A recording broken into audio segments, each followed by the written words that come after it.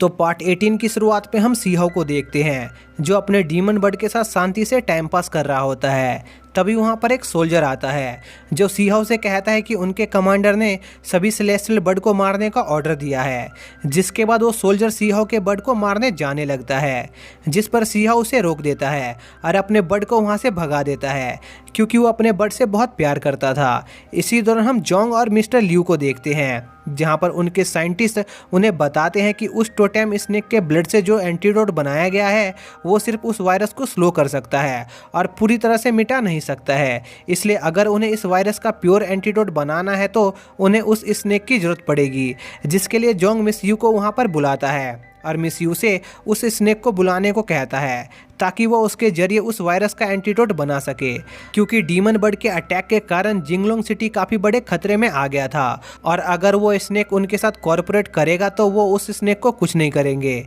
जिस पर miss you ready हो जाती है, लेकिन वो उनके सामने एक कंडीशन रखती है कि मुफान भी उस समय उस जगह पर मौजूद रहेगा। जिसके बाद हम सीहाओ को देखते हैं जहाँ पर एक सोल्जर उसे रूल्स तोड़ने के लिए प्रिजन में बंद करने ले जा रहा होता है, जहाँ पर सीहाओ की मुलाकात मुफान से होती है और वो भी उसी प्रिजन में बंद होता है और वो दोनों आपस में एक दूसरे से डीमन बर्ड्स के अटैक और वायरस की इन्फॉर्मेशन को शेयर करते हैं। इसी दौरान मिस यू टोटेम स्नेक को समन करने का रिचुअल स्टार्ट कर देती है और मुफान को भी महसूस होता है कि वो स्नेक उसे बुला रहा है, जिस पर मुफान सीहाओ को उसके साथ चलने को कहता है, लेकिन सीहाओ इससे मना कर देता है क्योंकि वो मिलिट्री के ऑर्डर्स न मानने के कारण पहले ही काफ़ी बड़ी मुसीबत में पड़ चुका था। जिसके बाद मुफान उस रिचुअल की साइट पर पहुंचता है जहां पर वो स्नेक सभी के सामने आता है और जोंग देखता है कि उस स्नेक की शेडिंग की प्रोसेस अभी भी खत्म नहीं हुई थी, इसलिए वो स्नेक काफ़ी वीक होता है।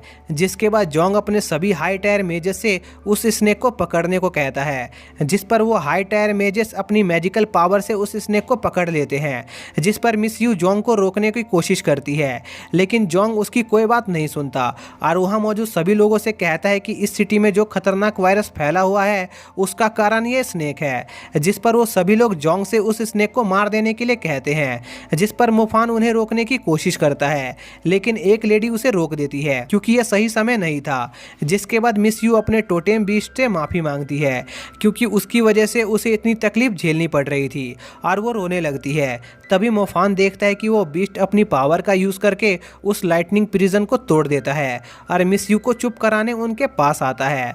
यह देखकर मिस यू काफ़ी खुश होती है। तभी जोंग का एक सोल्जर उसे बताता है कि वेस्ट वॉल की हालत बहुत ख़राब हो गई है क्योंकि वहाँ पर डीमन बर्ड्स का अटैक और बढ़ गया है और साथ ही वहाँ पर एक मोनक लेवल का विंग बर्ड भी आ गया है। जिस पर जोंग वेस्ट वॉल पर जाने का फैसला करता है, लेकिन मिस्टर लुई उसे पहले उस स्नेक को मारने को कहता है। जिस पर जोंग का सोल्जर मिस्टर लुई से कहता है कि उस स्नेक को मारने में उन्हें बहुत टाइम लगेगा और वैसे भी वो स्नेक उनके लाइटनिंग प्रिजन की वजह से बहुत कमज़ोर हो गया है, इसलिए वो यहाँ से कहीं नहीं जा पाएगा।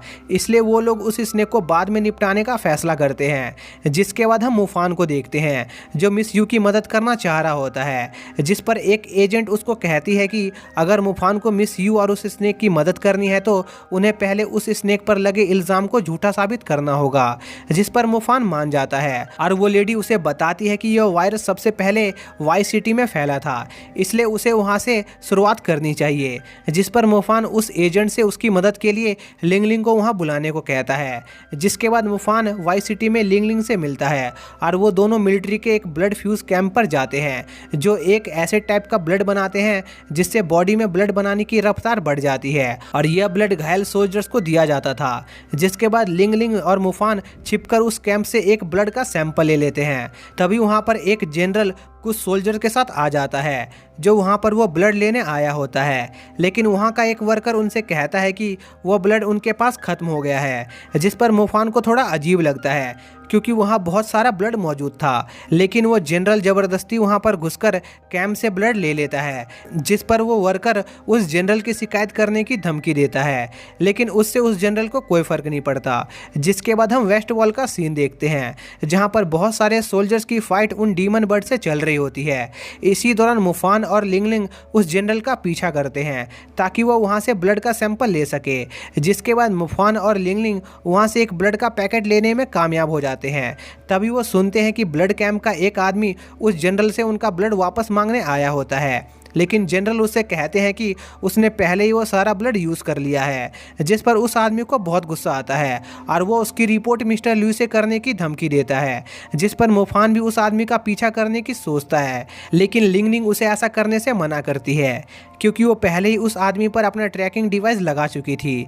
तभी हम मिस यू को देखते हैं जो उस डिवाइन स्नेक को कंफर्ट करा रही होती है क्योंकि उस लाइटिंग मैजिक से वो स्नेक काफ़ी कमज़ोर हो गया था। इसी दौरान हम उस साइंटिस्ट को देखते हैं जो स्नेक की ब्लड की जांच कर रहा होता है और उसे समझ आ जाता है कि वो स्नेक इस बीमारी का कारण नहीं है। इसी दौरान मिस्टर ल्यू भी उन बीमार लोगों से थोड़ी सिंपैथी हासिल करने आया होता है, जिसके बाद मिस्टर ल्यू उस डॉक्टर से कुछ बात करने जाता है और वो डॉक्टर उन्हें सारी बात बताता है। तभी वहाँ पर ब्लड कैंप वाला आदमी भी आ जाता है और वो मिस्टर ल्यू को बताता है कि वो जनरल उनके कुछ ब्लड को ले गए हैं, जिस पर मिस्टर ल्यू थोड़े परेशान हो जाते हैं क्योंकि उन्हें डर होता है कि कहीं मिलिट्री को यह पता ना चल जाए कि वो ब्लड वायरस से इन्फेक्टेड है। तभी मिस्टर ल्यू की नज़र उसके आदमी पर लगे ट्रैकर पर पड़ती है, इसलिए वो कुछ भी बोलना बंद कर देता है। लेकिन मिस्टर ल्यू की इतनी बातें सुनकर मोफान समझ जाता है कि इस वायरस के पीछे मिस्टर ल्यू का हाथ है और वो डीमन बर्ड्स उसी वायरस के सोर्स के कारण वेस्ट वॉल पर अटैक कर रहे हैं।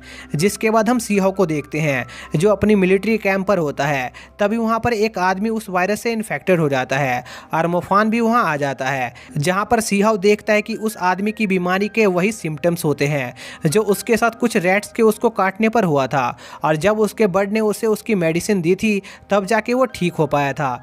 जिस पर मोफान सीहाओ को उसके साथ उस रैट को ढूंढने को कहता है और वो दोनों उस रैट को पकड़ने जाते हैं, जहां पर वो रैट उनसे बचने की बहुत कोशिश करता है लेकिन आखिर में पकड़ा जाता है। जिसके बाद लिंगलिंग उस रैट की ब्लड की जाँच करती है। तब उसे पता चलता है कि वो रैट ही इस वायरस का कारण है और वो डीमन वर्ड वेस्ट वॉल पर इसलिए अटैक कर रहे हैं क्योंकि उनका मेन फूड ये रैट्स ही हैं। जिस पर मोफान तुरंत मिलिट्री के हेड्स को इसकी रिपोर्ट देकर उस स्नेक को निर्दोष साबित करना चाह रहा होता है, जिस पर लिंगलिंग उन्हें बताती है कि उसने पहले ही अपनी सिस्टर को ये रिपोर्ट पहुंचा दी है और वो इस वक्त मिलिट्री में ही काम कर रही है। जिसके बाद हम मिलिट्री के हेड ऑफिस का सीन देखते हैं जहां पर लिंगलिंग की सिस्टर मिलिट्री के हेड्स को लिंगलिंग की भेजी सारी रिपोर्ट देती है और बताती है कि वायरस का रियल कारण वो छोटे रैट्स हैं। जिस पर मिस्टर ल्यू एसोसिएशन का ध्यान भटकाने के लिए उनके सामने डीमन बर्ड की बातें करने लगता है, लेकिन एसोसिएशन उसकी बात को रिजेक्ट कर देती है क्योंकि डीमन बर्ड्स के अटैक का कारण वो ही रैट्स होते हैं, इसलिए वो तुरंत इसका एंटीडोट बनाने का तरीका सोचने लगते हैं। तभी उन्हें पता चलता है कि उनके एक साइंटिस्ट ने सुसाइड कर लिया है, जिसने अपने सुसाइड नोट में बताया था कि इस वायरस को उसने ही फैलाया था। जिसके बाद वहां पर मोफान और सीहाओ आ जाते हैं जो एसोसिएशन को बताते हैं कि उनके पास इस वायरस का एंटीडोट बनाने का तरीका है जो ईन ग्रास से बनता है। लेकिन मिस्टर ल्यू कहते हैं कि ईन ग्रास को हासिल करना बहुत मुश्किल है क्योंकि वो डीमन बर्ड के नेस्ट के पास उगता है और वहां जाना सुसाइड करने के बराबर होगा। जिस पर एसोसिएशन का एक मेंबर सोचता है कि वो लोग अपने सेलेस्टियल बर्ड की मदद से वहां पर जा सकते हैं क्योंकि सेलेस्टियल बर्ड और डीमन बर्ड एक ही स्पीसीज के हैं, इसलिए वो एक दूसरे पर अटैक नहीं करेंगे। जिस पर जनरल उन्हें याद दिलाता है कि कमांडर के ऑर्डर पर ही उन्होंने अपने सभी सेलेस्टियल बर्ड को जान से मार दिया है। जिस पर कमांडर थोड़ा निराश होते हैं, लेकिन सीहाओ उनसे कहता है कि वह उनका यह काम कर सकता है अपने पेट की मदद से, जिसे उसने ऑर्डर न मानकर छोड़ दिया था। जिस पर जनरल कहते हैं कि इसमें खतरा है क्योंकि वो भी बाकी सेलेस्टियल बर्ड की तरह उसका ऑर्डर फॉलो नहीं करेगा। जिस पर सीहाओ कहता है कि उसका बर्ड एक हाफ ब्रीड है, इसलिए उस पर उस मोनोक लेवल बीस्ट के ऑर्डर का कोई असर नहीं होगा। जिसके बाद सीहाओ डीमन बर्ड के नेस्ट की तरफ जाने को तैयार हो जाता है और लिंगलिंग की सिस्टर जोंग को उस डिवाइन बीस्ट को छोड़ देने को कहती है क्योंकि वो निर्दोष होता है। जिस पर जोंग मान जाता है। जिसके बाद मोफान मिस यू से मिलने जाता है जहां पर मिस यू मोफान को बताती है कि भले ही मोफान ने उस डिवाइन स्नेक को बचा लिया हो, लेकिन वो स्नेक पिछली बैटल में अपना बहुत सारा ब्लड खोने के कारण मर रहा है। और इसी के साथ यह पार्ट यहीं पर एंड हो जाता है।